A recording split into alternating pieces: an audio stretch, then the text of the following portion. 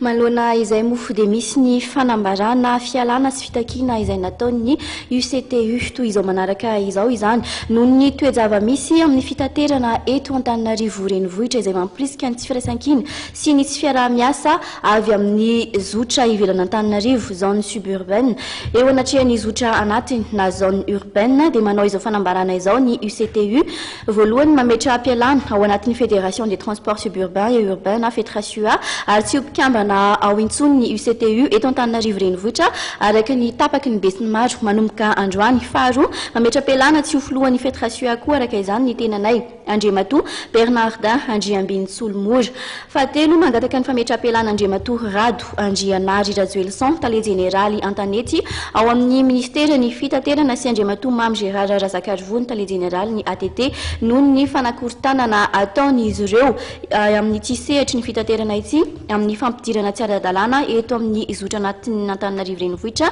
ny fiara avy amin'ny zotra ivelany. Fahaefatra kosa mangataka famaritana vaovao ny zotra roa nouvelle délimitation des zones de travail des zones urbaines et suburbaines mba ampidirana tsara kokoa noho ny amin'izao fotoana izao ny fifamoivoizana ary mba amatsiana araka izay tratra ity asa fitateram-bahoaka ity eto Antananarivo renivohitra. Manao siny eo ambanin'izay moa ny filohan'ny UCTU fa ao anatin'izay lafiny fitaterana izay hatrany ny fikambanana mamimi na ny malagasy amin'ny tontolon'ny fifamoivoizana moa sy ny lalana maromana kokoa na ny malagasy miray sy mifankaty dia mikendry ny hatrany ny fampandrosoana ny firenena amin'ny sehatra rehetra ka izay ary no natonga ity fikambanana ity mikarakara valandresaka mikasika ny fisitan'ny fanjakana amin'ny fikojakojana ny lalana androany tetsy amin'ny Railovy azafady Andohana Analakely.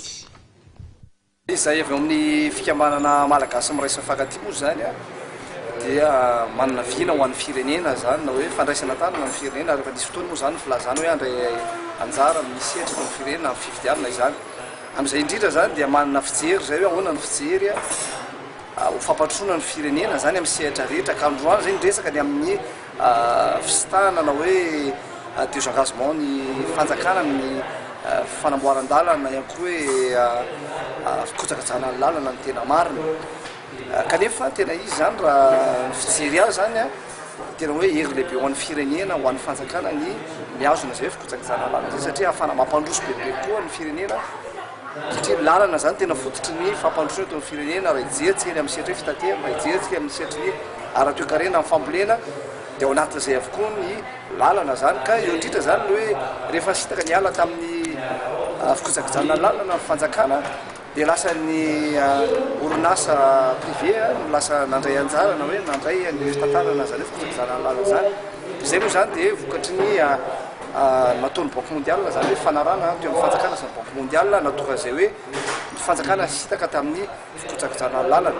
Atao amin'ny fikambanana malagasy amin'ny resy fankaty dia misy technicien maro zany ato amin'ny sehatra samihafa ka mamoaka ny hevitra zany amin'ny sehatra rehetra. Marina moa zany fa tsy amin'ny resaka asa vaventy ihany no ataonay fa izy conférence débat maromaro ho resanay ato eo ny amin'ny lafiny fandriampanemana, eo ny amin'ny lafiny fambolena, eo ny amin'ny lafiny fampianarana amin'ny sehatra rehetra misy eto amin'ny firenena zany amoahana ny hevitra hoe zao ny fijerinay